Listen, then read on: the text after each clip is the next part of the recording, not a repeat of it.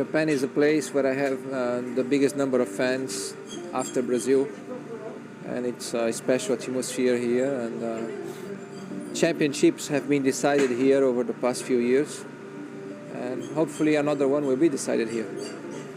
In our business, the pressure, the stress is high, the demand is high, and your mental conditions are fundamental for you to maintain equilibrium, particularly at critical moments.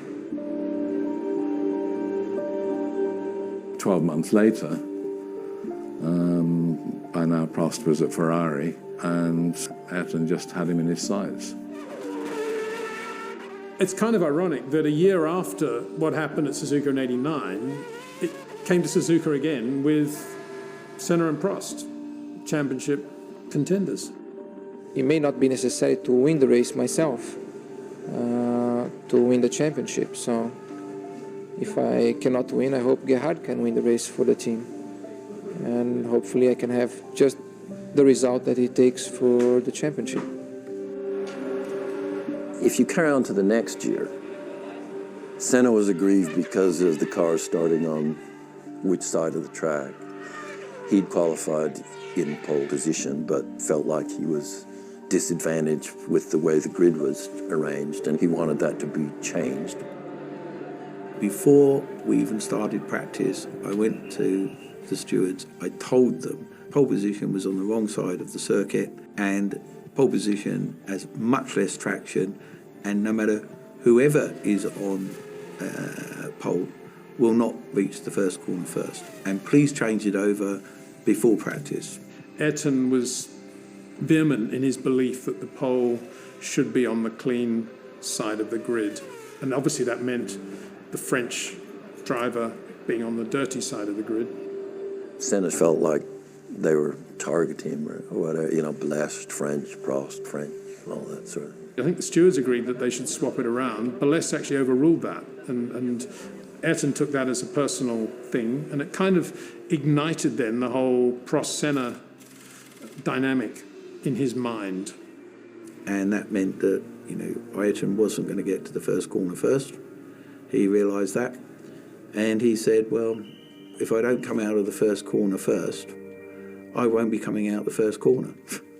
That's what he told me. You remember in Suzuka they had the monitors very high up in the screen, and we were all looking at the monitors, and I had my fingers crossed, let's stop this race, get this spare car and start it again. And he come that Ayrton come and he said to me, they're not going to stop the race, are you? And I said, no, I don't think so. But inside me, I wanted to stop the race. I was just so bitterly disappointed in Ayrton because we shared values and principles right through our relationship and our period of working together, and that wasn't acceptable to me. And in the end, he wasn't happy with the outcome, but it, for me, predetermined. Unfortunately, it went wrong on the first corner. There was a big risk. I had nothing to lose on the first corner. I want to win, and I went for a gap in inside on the first corner.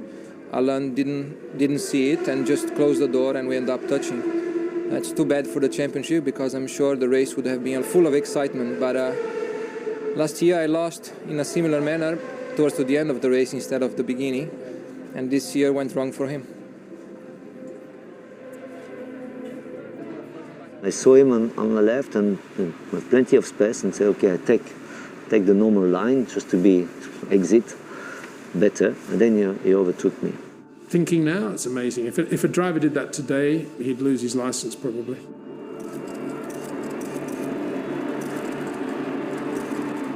Ayrton on the first corner just simply took him out. And then subsequently admitted quite a while later that yes, he had done it deliberately, and it was, you know, what he considered to be retribution.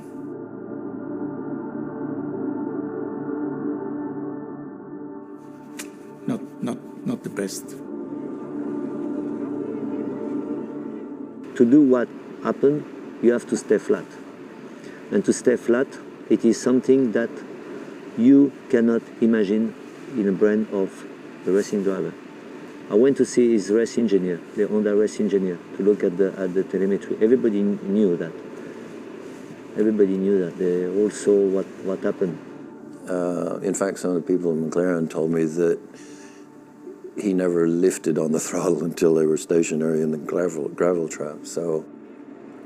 And then after when the thing come down, I said to Ayrton, that was wrong. You know, you could have beat him without having to do that. One of the low points of Formula One, really, and Ayrton's career, it was putting drivers, marshals, fans at risk with this manoeuvre, and it was completely out of control. It was a great paradox with Ayrton. He was the most caring driver. If another driver had a crash or an incident, he'd be the first one at the medical centre or getting out of his car and running back to help Eric Bernard in a Ligier. But at the same time, he was ready to run you off the road. I saw it in Formula 3 when we were bitter rivals, and I saw it in Formula 1 too. He's a fantastic person, fantastic race car driver. He's a friend, and sometimes friends do things that disappoint you, but they're still your friend. So just draw a line under that one.